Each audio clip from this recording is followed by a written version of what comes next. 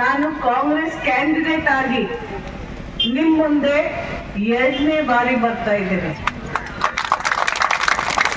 MP ಕ್ಷೇತ್ರ 8 ಕ್ಷೇತ್ರ 4,000 ಹೆಚ್ಚಾಗಿ ಹಳ್ಳಿ ಆದ್ರೆ ಕೂಡ ಬನ್ವಾಸಿಗೆ 2ನೇ ಬಾರಿ ಬರ್ತಾ ಇದ್ದೀನಿ. ಪಕ್ಕದಲ್ಲಿ ಇರ್ತಕ್ಕಂಥ ಶಿರ್ಸಿ ಮನೆ, ಶಿರ್ಸಿ ಊರ್ ಬಿಜೆಪಿ ಅಭ್ಯರ್ಥಿ ನಿಮ್ಗೆ ಎಷ್ಟು ಬಾರಿ ಭೇಟಿ ಮಾಡ್ಲಿಕ್ಕೆ ಬಂದಿದ್ದಾರೆ ನೀವೇ ತಿಳ್ಕೋಬೇಕು. ಅದು ಈಗ ತಾನೇ ದೇಶಪಾಂಡೆ ಸಾಹೇಬ್ರು ಅವ್ರ ಕಾಲದಲ್ಲಿ ಸಚಿವರ ಆಗ್ತಕ್ಕ ಸಂದರ್ಭದಲ್ಲಿ ಏನ್ ಕೆಲಸ ಮಾಡಿದ್ದಾರೆ ಎಲ್ಲ ಸವಿಸ್ತರವಾಗಿ ಹೇಳಿದ್ದಾರೆ. ನಿಮ್ಗೆ ಕೂಡ ಸಾಕಷ್ಟು ಅವ್ರು ಮಾಡಿದ ಕೆಲಸ ಇಲ್ಲಿವರೆಗೂ ಇನ್ನೂ ಜ್ಞಾಪಕ ಇದೆ.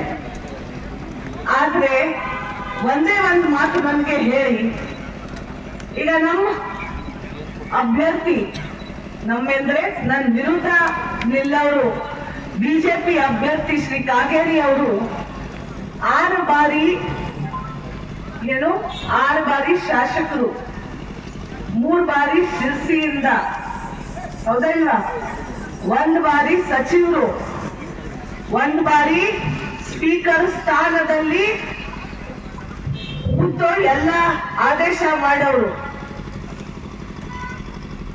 ಒಂದ್ ಕಡೆ ಆರ್.ವಿ. ದೇಶಪಾಂಡೆ ಸಾಹೇಬ್ರು ಕಾಂಗ್ರೆಸ್ ಪಕ್ಷದ ಕಾಂಗ್ರೆಸ್ ಸರ್ಕಾರದ ಸಚಿವರು, ಒಂದ್ ಕಡೆ ಬಿಜೆಪಿ ಸರ್ಕಾರ ಇದ್ದಾಗ ಬಿಜೆಪಿ ಸರ್ಕಾರ ಸಚಿವರು ಅಂತ ಕಾಗೇರಿ ಅವರು ಎಷ್ಟು ಬಾರಿ ನಿಮ್ ಕೂಡಕ್ಕೆ ಏನ್ ಕೆಲಸ ಮಾಡಿಕೊಟ್ಟಿದ್ದಾರೆ ಅಂತ ನೀವೇ ತಿಳ್ಕೊಳ್ಳಿ. ಈಗ 12 ಶಾಸಕರು ಇಲ್ಲಿ ಬಂದು ನಿಮ್ ಸೇವೆ ಮಾಡ್ತಾರೆ. ಆದ್ರೆ ಶಿರ್ಸಿ ಶಾಸಕರು ಈಗ ಭೀಮಣ್ಣ ಕೂಡ ಸಾಕಷ್ಟು ಬಾರಿ ಬಂದು ನಿಮ್ಗೆ ಭೇಟಿ ಆಗಿದ್ದಾರೆ, ಕೆಲಸ ಮಾಡಿಕೊಟ್ಟಿದ್ದಾರೆ. ಆದ್ರೆ ಬಿಜೆಪಿ ಶಾಸಕರು ಇರ್ತಕ್ಕಂಥ, ಬಿಜೆಪಿ ಸಚಿವ ಇರ್ತಕ್ಕಂಥ, ಬಿಜೆಪಿ ಸರ್ಕಾರ ಸಚಿವ ಇರ್ತಕ್ಕಂಥ ಅವರು ಏನ್ ಕೊಟ್ಟಿದ್ದಾರೆ ಬನ್ವಾಸಿಗೆ ಅಂತ ಈ ವೇದಿಕೆ ಮುಖಾಂತರ ನಮ್ ಜನರ ಪರವಾಗಿ ಅವರಿಗೆ ಕೇಳಲಿಕ್ಕೆ ಬಯಸ್ತೀನಿ. ಯಾಕೆಂದ್ರೆ ನಿನ್ನೆ ಅವರು ಹೇಳಿದ್ರು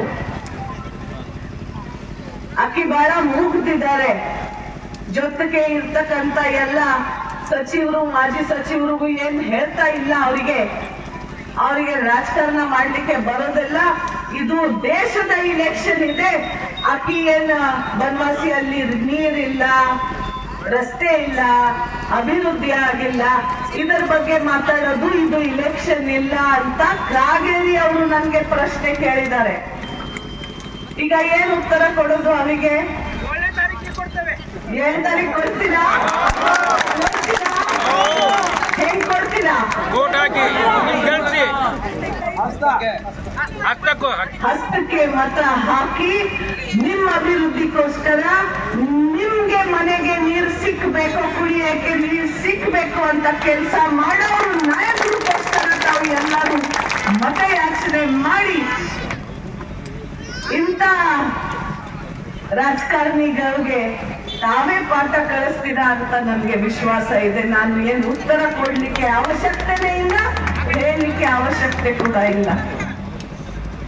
ನಾನು ಅದೇ ಹೇಳಿದೆ, ನನಗೆ ಅಂತ ರಾಜಕಾರಣ ಬರಲ್ಲಪ್ಪ, ನಾನು ಬಹಳ ಸಣ್ಣವರು, ಒಂದ್ ದಾರಿ ಸಿಕ್ಕಿದೆ, ಆ ದಾರಿ ನೀಟಿಂದ ನಾನು ಸಣ್ಣ ಪುಟ್ಟ ಸಮಾಜ ಸೇವೆ ಮಾಡಬೇಕು, ಜನರ ಸಣ್ಣ ಪುಟ್ಟ ಕೆಲಸಕ್ಕೆ ನಾನು ಒಂದು ಕಾರಣಿಯಾಗಿ ಅವ್ರ ಮುಖ ಮೇಲೆ ನಗು ನೋಡಲಿಕ್ಕೆ ಈ ದಾರಿಗೆ ಬಂದಿದ್ದೀನಿ, ಆ ಸಮಾಜ ಸೇವೆ ಮಾಡ್ತಾ ಇದ್ದೀನಿ. ನೀವು ದೊಡ್ಡವರು ರಾಜಕಾರಣ ಮಾಡ್ತಾ ಹೋಗಿ, ಜನ ಸಾಯ್ತಾ ಇದ್ದಾರೆ, ಸಾಯ್ಲಿ, ನೀವು ರಾಜಕಾರಣನೇ ಉದ್ಧಾರ ಆಗಲಿ ಅಂತ ಹೇಳ್ಬಿಟ್ಟೆ. ಇದೇ ನಿಟ್ಟಿನಲ್ಲಿ ಕಾಂಗ್ರೆಸ್ ಸರ್ಕಾರ 10 ತಿಂಗಳ ಒಳಗಡೆನೆ 23 ಚುನಾವಣಾ ಸಂದರ್ಭದಲ್ಲಿ 5 ಗ್ಯಾರಂಟೀಸ್ ನಿಮ್ಗೆ ಕೊಡ್ತೀವಿ ಅಂತ ಹೇಳಿದ್ರು. ಆ 5 ಗ್ಯಾರಂಟೀಸ್ ಅಲ್ಲಿ ಮುಖ್ಯವಾಗಿ ನಮ್ಮ ಅಕ್ಕ ತಂಗಿಯರೇ ಬಹಳ ಸಮಾಧಾನದಿಂದ ಇವತ್ತು ಸನ್ಮಾನದಿಂದ ಬದುಕ್ತಾ ಇದ್ದಾರೆ.